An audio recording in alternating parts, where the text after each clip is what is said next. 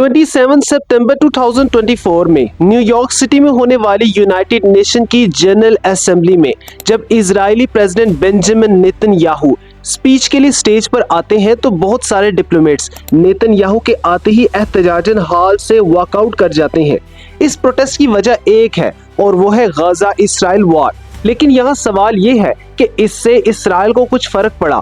2025 में world population review ने एक रिपोर्ट जारी की जिसमें दुनिया में मौजूद 30 ममालिक की लिस्ट तैयार की गई जिन ममालिक से अभी तक सबसे ज्यादा नफरत की गई है, और इसराइल इस लिस्ट में नंबर 5 पर है, यानी 5वें नंबर पर दुनिया में सबसे ज्यादा नफरत इसराइल से की गई। लेकिन क्या इसराइल को इससे भी कोई नुकसान हुआ? आप जरा मिडिल ईस्ट के इस मैप को देखें।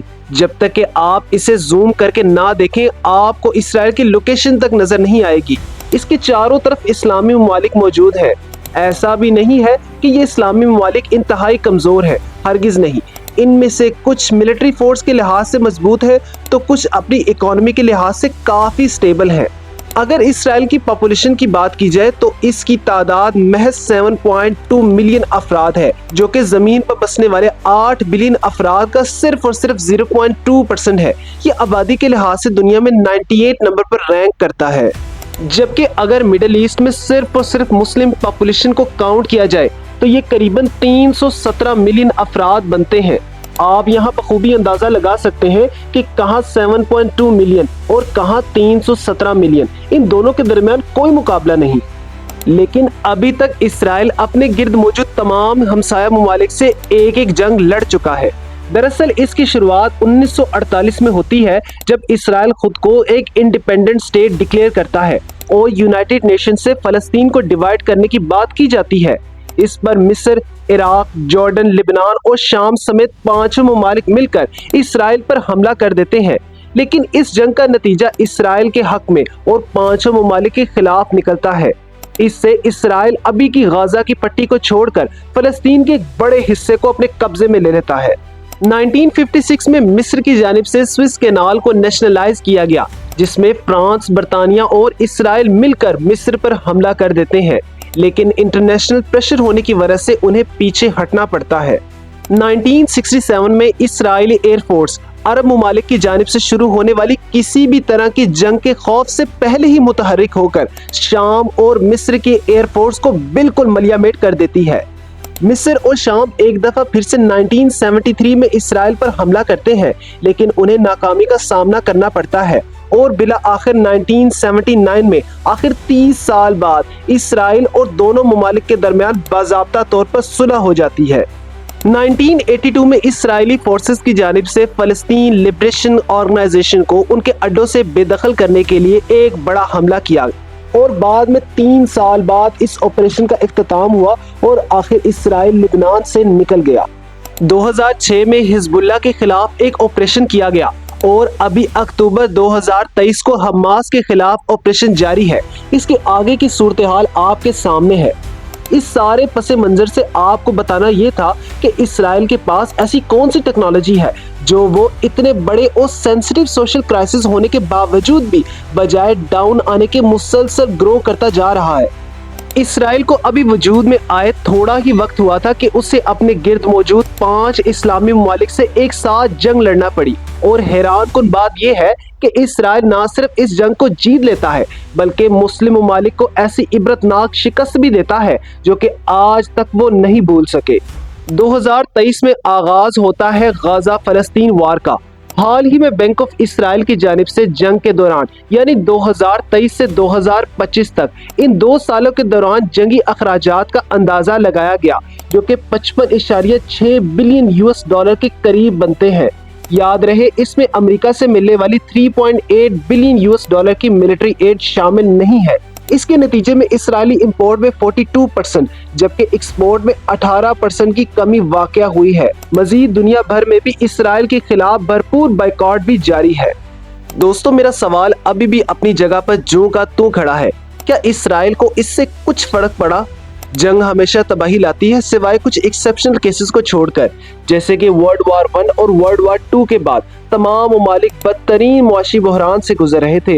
लेकिन अमेरिका इस दौरान अपने बनाए हथियार फरोख्त करके बाकी दुनिया से काफी आगे निकल चुका था। लेकिन इसराइल, जो कि एक मकबूजा इलाके पर बैठा हुआ है, अपने गिर्द मौजूद इस्लामी ममालिक से 5 जंगें लड़ चुका है, अपनी इंतहाई कम आबादी होने के बावजूद भी स्ट्रॉन्ग मिलिट्री और न्यूक्लियर वेपन रखता है।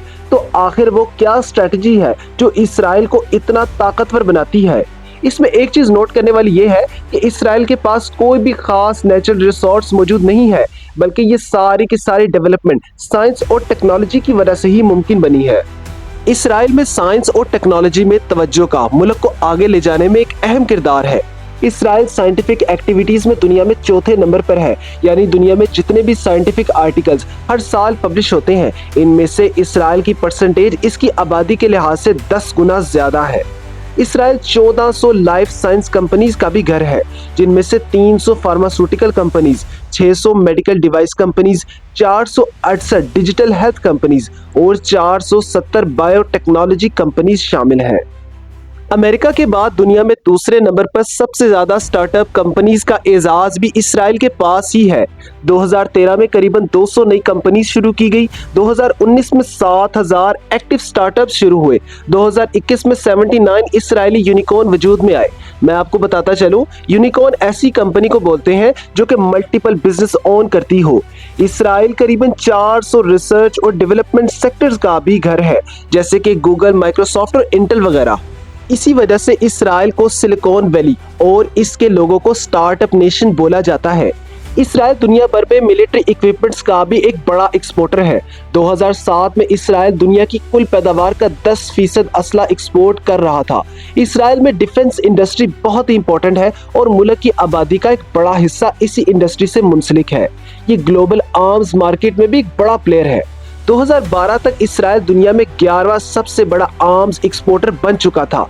एक रिपोर्ट के मुताबिक 2004 से 2011 के दरमियान 12.9 बिलियन US डॉलर के आर्म्स एग्रीमेंट साइन किए गए, जबकि 2012 में यह नंबर मजीद 20% बढ़ गया और सिर्फ एक साल में ही 7 बिलियन की एक्सपोर्ट की गई। हमारा पड़ोसी मुल्क इंडिया भी इसराइल का एक रेगुलर कस्टमर है, जबकि हाल ही में अगर 2021 की बात की जाए तो इसराइल की एक्सपोर्ट 11.2 बिलियन US डॉलर तक पहुंच चुकी है।